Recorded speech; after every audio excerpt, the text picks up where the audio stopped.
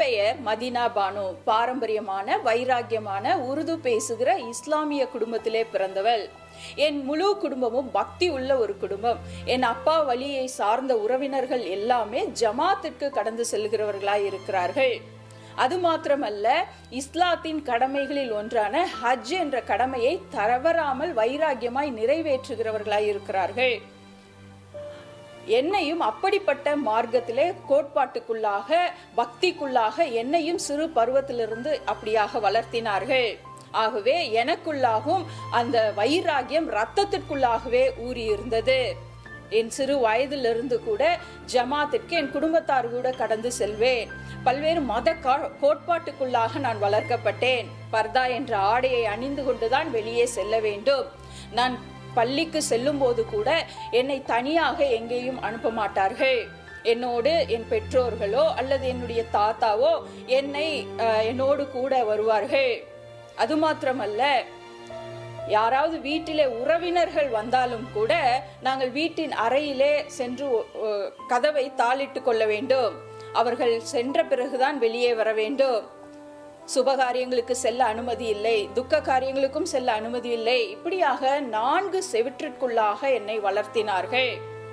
நானும் என்னுடைய சிறு வயது முதற்கொண்டே 5 நேர தொழுகைகள் மற்றும் குரான் படிப்பது மற்றுமாய் 30 நாட்கள் நோன்பு இருப்பது என்று சொல்லி என் கடமைகளை நான் தவறாமல், மத கடமைகளை தவறாமல் செய்து வந்தேன். வணக்கத்திற்குரியவர் அல்லாஹ் மாத்திரமே என்பதை நான் உறுதியாக நம்பினவளாக இருந்தேன். ஆகவே அந்த பக்தியோடும் அந்த வைராகியத்தோடும் சந்தோஷத்தோடும் அந்த இஸ்லாமிய கோட்பாடுகளை அந்த காரியங்களை கடமைகளை நான் பின்பற்றி வந்த நாட்கள் உண்டு. இப்படித்தான் நான் இஸ்லாமிய மார்க்கத்திலே அல்லாவை வணங்கி வைராகியமாக நான் வாழ்ந்து வந்தேன். என் சிறு வயது முதல் எனக்கு கிறிஸ்து என்றாலும் பிடிக்காது, கிறிஸ்தவர்கள் என்றாலும் பிடிக்காது. அது என்ன காரணம் என்று தெரியவில்லை. என்னுடைய ஃப்ரெண்ட்ஸ்களில் சர்க்கிளில் கூட ஒரு கிறிஸ்டின் ஃப்ரெண்ட்ஸை கூட நான் வைத்துக் கொள்ள மாட்டேன். அவர்கள் கிறிஸ்டின் என்று அறிந்தாலும் கூட நான் அவர்கள் இருக்கிற பக்கமே திரும்பி பார்க்க மாட்டேன். என்னுடைய ஸ்கூல்களில் படிக்கும் பொழுது கூட அநேக கிறிஸ்தவர்கள் இருந்தார்கள். ஆனால் என் கிளாஸ்ல படித்த பிள்ளைகள் இருந்தாலும் கூட அவர்களோடு நான் பேசவும் பழகவும் மாட்டேன். கிறிஸ்துவை வெறுத்தேன், கிறிஸ்தவர்களை வெறுத்தேன். இப்படியாக என்னுடைய இளமை பருவம் கடந்து சென்று கொண்டிருந்தது. என் திருமண பருவம் வந்தபோது என்னுடைய குடும்பத்தை எதிர்த்து, என்னுடைய இஸ்லாமிய சமுதாயத்தை எதிர்த்து நான் ஒரு கத்தோலிக்க கிறிஸ்தவரை திருமணம் செய்து கொண்டேன். நான் ஒரு கத்தோலிக்க கிறிஸ்தவரை திருமணம் செய்து கொண்ட போதிலும் கூட என் வைராகியம், என் மத பற்று, என்னுடைய தேவ பக்தி இம்மி அளவும் கூட குறையவில்லை, மாறாக அதிகரிக்க ஆரம்பித்தது. காரணம் என்னவென்றால், என்னுடைய திருமணம் தானே என்னுடைய குடும்பத்தை என்னை விட்டு பிரித்து விட்டது, என்னுடைய பெற்றோர்களை என்னை விட்டு பிரித்து விட்டது, என்னுடைய இஸ்லாமிய சமுதாயத்தை என்னை விட்டு பிரித்து விட்டது.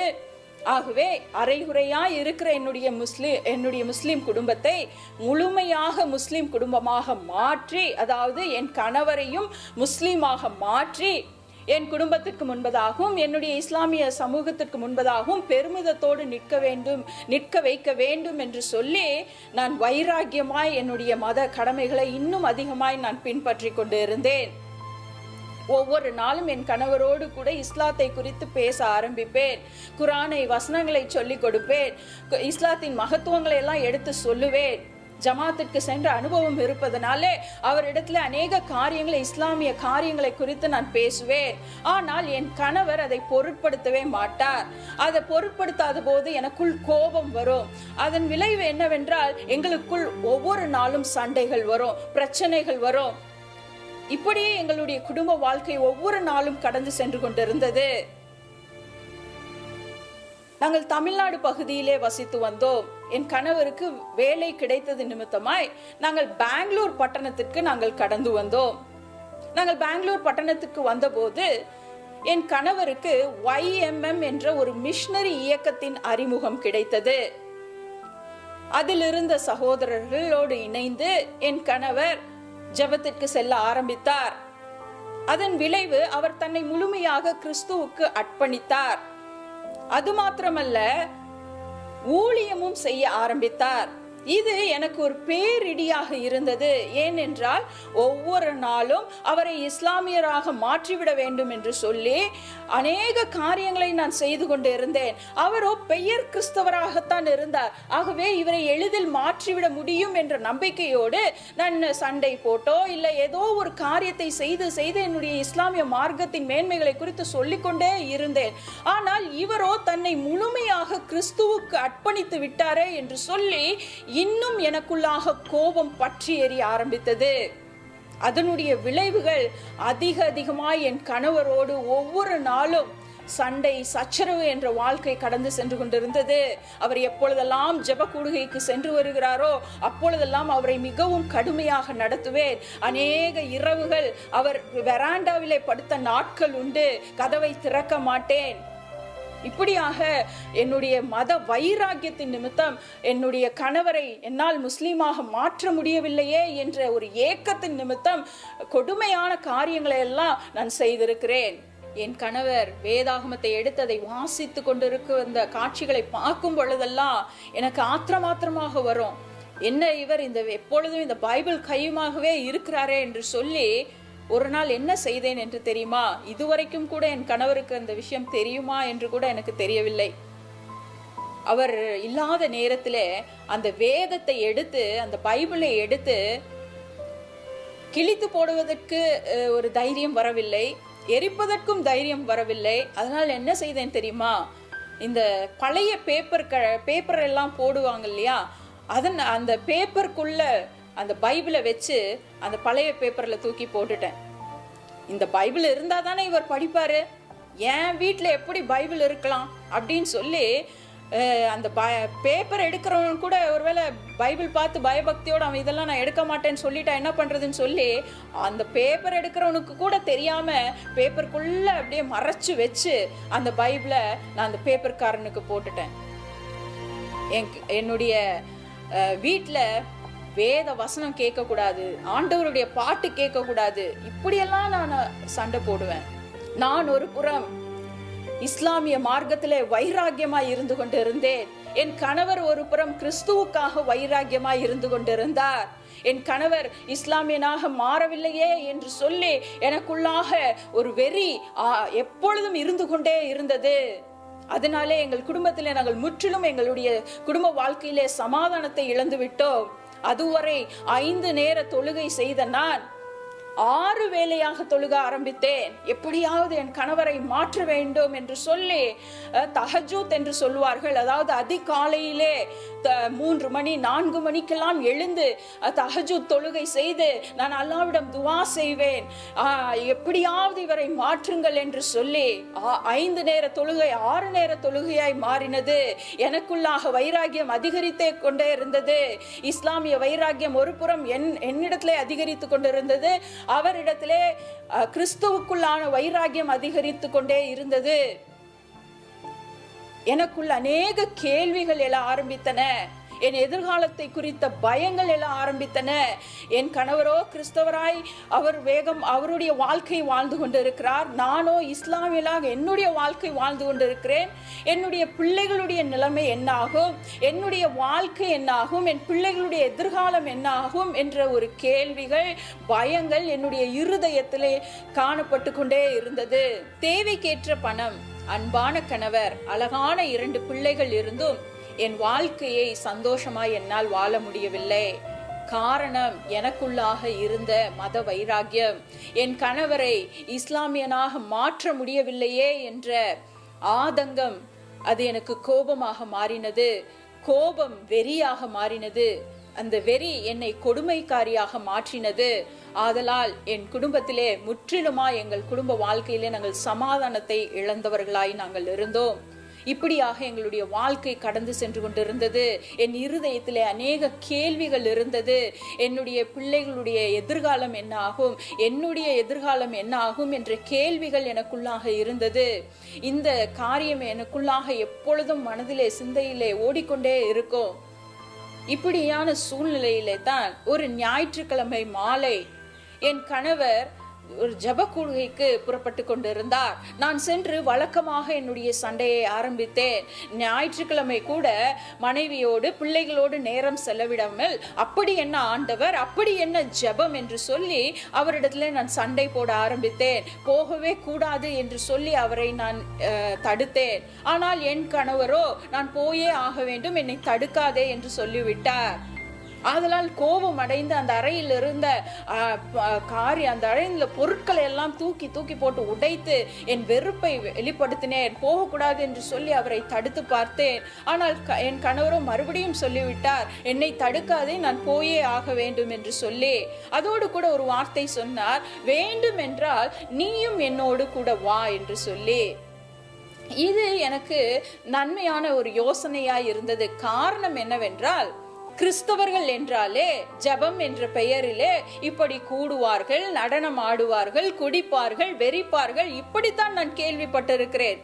என் கணவரும் இதற்காகத்தான் கடந்து செல்லுகிறாரா என்று சொல்லி எனக்குள் ஒரு சந்தேகம் இருந்தது. ஆகவே அவர் என்னோடு கூட வா என்று என் கணவர் என்னை அழைத்த போது, சரி நானும் போய் இந்த நாளிலே என்ன நடக்கிறது, என் கணவர் அந்த இடத்திற்கு எதற்கு செல்லுகிறார் என்று சொல்லி பார்த்து விட வேண்டும் என்ற யோசனையோடு அந்த வஞ்சக எண்ணத்தை என் இருதயத்திலே வைத்துக்கொண்டு என் கணவரிடத்திலே சொன்னேன், நான் வருகிறேன் என்று சொல்லி. என் கணவருக்கோ ஒரே சந்தோஷம். நிஜமாவா, நீ வர்றியா அப்படின்னு கேட்டார். ஆமா நான் வர்றேன் அப்படின்னு சொல்லி சொன்னேன். என்னுடைய வஞ்சக எண்ணம் அவருக்கு தெரியவில்லை. அவர் சந்தோஷத்தோடு 2 கரங்களை உயர்த்தி அல்லேலூயா ஸ்தோத்திரம் என்று சொல்லி என்னை சந்தோஷமாய் அந்த கூடுகைக்கு அழைத்து சென்றார். அந்த வார்த்தைக்குண்டான அர்த்தம் கூட அப்போது எனக்கு தெரியாது. நான் சென்று அந்த கூடுகையிலே அமர்ந்தேன். ஆண்கள் ஒரு புறம் அமர்ந்திருந்தார்கள், பெண்கள் ஒரு புறம் அமர்ந்திருந்தார்கள். நான் சென்று பெண்கள் இருந்த இடத்திலே நான் அமர்ந்து கொண்டேன். ஜெபம் ஆரம்பித்தது, பாடல் நேரம் நடந்தது, ஆராதனை நேரம் நடந்தது, ஜெப நேரம் நடந்தது. நான் எதிர்பார்த்த எந்த காரியமும் அங்கே நடக்கவில்லை. எனக்கு போர் அடித்து விட்டது. நான் எதிர்பார்த்த காரியம் எதுவுமே இங்கே நடக்கவில்லையே. இவர்கள் எல்லாம் உண்மையாகவே கூடி அவர்களுடைய ஆண்டவரிடத்துல ஜெபித்து கொண்டு இருக்கிறார்களே, துவா செய்து கொண்டு இருக்கிறார்களே என்று சொல்லி எனக்கு அந்த இடத்துல இருப்பது பிடிக்கவில்லை. எப்பொழுது இது முடியும், எப்பொழுது வீட்டிற்கு போலாம் என்று சொல்லி நான் அந்த இடத்துல யோசித்து கொண்டு வேண்டா வெறுப்போடு அந்த இடத்துல அமர்ந்து கொண்டிருந்தேன். என் கணவரை எட்டி எட்டி பார்த்து போலாம், வீட்டுக்கு போலான்னு சொல்லி செய்கை காட்டுவதற்கு முயற்சி செய்து கொண்டிருந்தேன். ஆனால் என் கணவரும் அங்கிருந்த எல்லோரும் பயபக்தியோடு கண்களை மூடி ஜெபித்து கொண்டிருந்தார்கள். எனக்கோ வெறுப்பாய் இருந்தது. எப்பொழுது வீட்டிற்கு போலாம், எப்படி வந்து இங்க மாட்டிக்கொண்டோமே என்று சொல்லி. நான் பெங்களூர் பட்டணத்துக்கு புதிதாக இருந்ததுனால எனக்கு வழி கூட தெரியாது. ஒருவேளை எனக்கு வீட்டிற்கு வருவதற்கு வழி தெரிந்திருந்தால் என் கணவரை அங்கே விட்டு நான் வீட்டிற்கு கூட வந்திருப்பேன். ஆகவே அதற்கும் வழி இல்லை. இங்கே இருந்துதான் ஆக வேண்டும். ஆகவே அந்த ஜெப நேரத்துல, அந்த ஜெப கூடுகையில நான் அந்த இடத்துல வேண்டா வெறுப்போடு நேரத்தை பார்த்து கொண்டே எப்பொழுது முடியும், எப்பொழுது வீட்டுக்கு போலாம் என்று சொல்லி அந்த இடத்துல நான் அமர்ந்து கொண்டிருந்தேன். ஜெப நேரம் முடிந்தது, ஆராதனை நேரம் எல்லாம் முடிந்த பிறகு செய்தியின் நேரம் வந்தது. அந்த இடத்துல ஒரு மனிதர் எழுந்து நின்று, அந்த பிரசங்கியார் எழுந்து நின்று பேச ஆரம்பித்தார். என் இருதயத்துக்குள்ளோ, ஐயோ இவ்வளோ நேரம் ஜெபித்துட்டு இப்ப திருப்பி யாரோ ஒருத்தர் எழுந்து நிக்கிறாரே, இவர் வேற இனி எவ்வளோ நேரம் எடுப்பாரோ, எப்போ முடிப்பாரோ அப்படின்னு சொல்லி என் மனசுல நான் புலம்பிட்டே உட்கார்ந்துட்டு இருக்கேன். அந்த பிரசங்கியார் பேச ஆரம்பித்தார். பேச ஆரம்பித்த போது ஒரு வார்த்தை என் காதிலே விழுந்தது. இந்த பூமியிலே பிறந்த எல்லோரும் பாவிகளாய் இருக்கிறார்கள். இந்த வார்த்தைகள் என் காதில் பட்ட உடனே, விழுந்த உடனே நான் உடனே அந்த பிரசங்கியாரை பார்க்க ஆரம்பித்தேன். அதுவரைக்கும் வேண்டா வெறுப்போடு எப்பொழுது முடியும், எப்பொழுது போலாம் என்று அமர்ந்து கொண்டிருந்த நான் இந்த வார்த்தைகளை கேட்டவுடன் என் சிந்தனைகளை அந்த வார்த்தைக்கு நேராக செலுத்த ஆரம்பித்தேன். இந்த பூமியிலே பிறந்த எல்லோரும் பாவிகளாய் இருக்கிறார்கள். இந்த வார்த்தை நான் கேட்ட உடனேயே எனக்குள்ளே ஒரு பெரிய கேள்வி வந்தது. நான் எப்படி பாவியாய் இருக்க முடியும்? என் குடும்பம் என்னை நிராகரித்த போதிலும் கூட, என் இஸ்லாமிய சமுதாயம் என்னை ஒதுக்கி வைத்த போதிலும் கூட, நான் என்னுடைய அல்லாஹ்வுக்காக வைராகியமாய் இருக்கிறேனே, என்னுடைய குடும்பத்தை இஸ்லாமிய குடும்பமாய் மாற்ற வேண்டும் என்று சொல்லி நான் தனி மனுஷியாக போராடி கொண்டிருக்கிறேனே, நான் எப்படி பாவியாக இருக்க முடியும் என்று ஒரு கேள்வி எழுந்தது. அந்த பிரசங்கியா தொடர்ந்து இப்படியாக பேசிக்கொண்டு மத்தேயு எழுதின சுவிசேஷம் 6ஆம் அதிகாரம் 33வது வசனத்தை வாசித்தார். முதலாவது தேவனுடைய ராஜ்யத்தையும் நீதியையும் தேடுங்கள், அப்பொழுது இவைகள் எல்லாம் உங்களுக்கு கூட கொடுக்கப்படும் என்று சொல்லி, இந்த வார்த்தைகள் என் இருதயத்திற்குள்ளே ஊடுருவி பாய ஆரம்பித்தது. காரணம் என்னவென்றால், எதிர்காலத்தை குறித்த பயம், கடந்து சென்று கொண்டிருக்கிற சமாதானம் இல்லாத சூழ்நிலைகள், இப்படிப்பட்ட நிலையிலே இருந்த எனக்கு முதலாவது தேவனுடைய ராஜ்யத்தையும் நீதியையும் தேடுங்கள், அப்பொழுது இவைகளெல்லாம் உங்களுக்கு கூட கொடுக்கப்படும் என்ற வார்த்தை ஆறுதலை தந்ததை போல நான் உணர்ந்தேன். அதற்கு பின்பதாக ஜெப கூடுகை முடிந்து நாங்கள் வீட்டிற்கு கடந்து வந்து விட்டோம். மறுநாள் திங்கட்கிழமை காலை என் கணவர் அலுவலகத்திற்கு கடந்து சென்ற பிறகு என் வாழ்நாளிலேயே முதன் முறையாக இந்த பரிசுத்த வேதாகமத்தை எடுத்து நான் வாசிக்க ஆரம்பித்தேன். அல்லேலூயா. முதல் பக்கம் திருப்பினேன், எனக்கு ஒன்றுமே புரியல. திருப்பி திருப்பி புரட்டி புரட்டி நான் படிக்கிறேன். எது படிச்சாலும் எனக்கு சரியா அது அர்த்தம் கொள்ளவே முடியல. கொஞ்ச நேரத்துக்கு பிறகு லூக்கா சுவிசேஷத்தை நான் எடுத்தேன். என் கரத்துல இருந்தபோது, வேதாகமம் என் கரத்துல இருக்கிறது. லூக்கா சுவிசேஷம் பேஜ், அந்த முதலாவது அதிகாரத்தின் அந்த பகுதி, அந்த காகிதம் வந்தது. அப்பொழுது லூக்கா சுவிசேஷத்தை முழுவதுமாக நான் வாசித்து முடித்த பிறகுதான் தெரிந்தது, ஆண்டவராகிய இயேசு கிறிஸ்து யார் என்று சொல்லி, ஆண்டவராகிய இயேசு கிறிஸ்து எனக்காக பிறந்தவர், ஆண்டவராகிய இயேசு கிறிஸ்து எனக்காக சிலுவையில் தன்னுடைய கடைசி சொட்டு ரத்தம் வரைக்கும் சிந்தினவர், ஆண்டவராகிய இயேசு கிறிஸ்து எனக்காக ஜீவனை கொடுத்தவர், ஆண்டவராகிய இயேசு கிறிஸ்து எனக்காக உயிரோடு எழுந்தவர், ஆண்டவராகிய இயேசு கிறிஸ்து எனக்காக மீண்டும் வரப்போகிறவர், ஆண்டவராகிய இயேசு கிறிஸ்து எனக்காக இன்று பிதாவிடத்திலே பரிந்து பேசிக் கொண்டிருக்கிறவர் என்ற சத்தியத்தை உணர்ந்த மாத்திரத்திலேயே அந்த அறையிலேயே முழங்கால் படியிட்டு, ஆண்டவரே இந்த பாவியாகிய என்னை மன்னியும் என்று சொல்லி ஆண்டவராகிய இயேசு கிறிஸ்துவின் இடத்திலே என்னை முற்றிலுமாக அர்ப்பணித்தேன். பிரியமானவர்களே, ஆண்டவராகிய இயேசு கிறிஸ்துவை நான் ஏற்றுக்கொண்டேன் என்று சொல்வதற்கு நான் எல்லளவும் தகுதியுள்ளவள் அல்ல. அவரை வெறுத்த என்னை, இயேசுவை வெறுத்த என்னை என் அன்பின் ஆண்டவர் ஏற்றுக்கொண்டார். ஹல்லேலூயா. இன்று என்னுடைய நிலைமை என்ன தெரியுமா? கிறிஸ்துவை வெறுத்த நான் கிறிஸ்துவே ஆண்டவர் என்று பிரசங்கித்துக் கொண்டிருக்கிறேன். இன்று நானும் என் கணவரும் என் 2 ஆண் பிள்ளைகளும் இணைந்து எங்களால் இயன்ற ஊழியங்களை தேவனுடைய நாம மகிமைக்காக நாங்கள் செய்து வருகிறோம். அநேக சபைகளிலே கடந்து செல்ல, ஆண்டவருடைய தேவன் கொடுத்த சாட்சியை பகிர்ந்து கொள்ள, தேவ வார்த்தைகள் மூலமாக ஜனங்களை எழுப்ப ஆண்டவர் இந்த நாளிலே என்னை பயன்படுத்தி வருகிறார். வாலிபர்கள் மத்தியிலே, பெண்கள் மத்தியிலே தேவ கிருபையினாலே ஊழியம் செய்ய தேவன் கிருபை செய்திருக்கிறார். என்னுடைய தரிசனம், ஆண்டவர் கொடுத்த தரிசனம் என்ன தெரியுமா? ரட்சிக்கப்படாதவர்கள் ரட்சிக்கப்பட வேண்டும், ரட்சிக்கப்பட்டவர்கள் கிறிஸ்துவின் தேவ ராஜ்ய பணிக்காக எழும்ப வேண்டும் என்ற ஒரு தரிசனத்தோடு இந்த நாட்களிலே நான் ஊழியங்களை செய்து கொண்டிருக்கிறேன். தேவனுடைய கிருபையினால் ஒரு அருமையான சத்தியத்தை சத்தியமாய் போதிக்கிற ஒரு திருச்சபையை ஆண்டவராகிய இயேசு கிறிஸ்து எங்களுக்கு தந்தார். அந்த திருச்சபையிலே போதிக்கப்படுகிற வேத வசனங்கள் மூலமாக நான் கிறிஸ்துவுக்குள் இன்னும் அதிகமாய் வளர எனக்கு தேவன் கிருபை செய்தார். அது மாத்திரமல்ல, எங்கள் போதகர் பாஸ்டர் ரூபன் சத்யராஜ் அவர்கள் தன்னுடைய இளம் பருவத்திலேயே அவர் ஒரு அந்தமான் பகுதியிலே மிஷனரியாக ஊழியம் செய்தவர். பல வருடங்கள் அந்த பகுதியிலே மிஷனரியாக ஊழியம் செய்தவர். ஆகவே அவருடைய மிஷனரி தரிசனத்தின் தேவ வார்த்தைகள் எல்லாம் எனக்கு இன்னும் வேகத்தை ஊட்டியது. அதனால் இன்னும் அதிகமாய் தேவனுக்காக செயல்பட வேண்டும் என்ற ஒரு வாஞ்சையை உருவாக்கியது.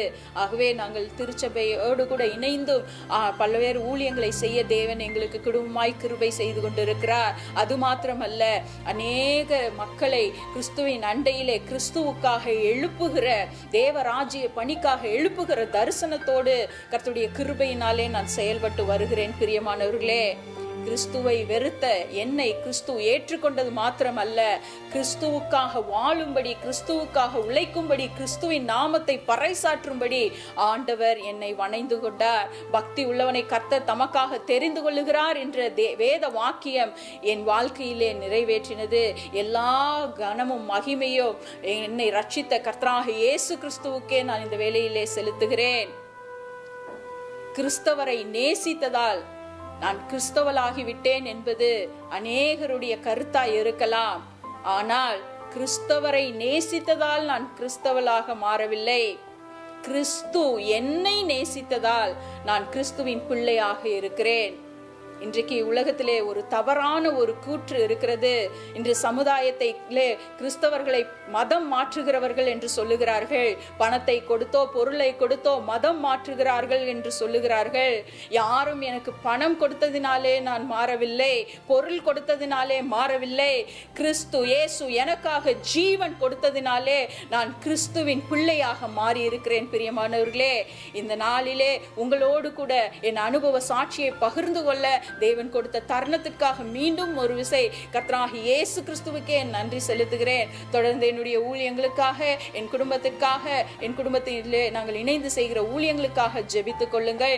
தேவ நாமம் ஒன்றே மகிமையடையட்டும். கர்த்தர் தாமே உங்களை அவ்வளவிதமாய் ஆசீர்வதிப்பாராக. ஆமென்.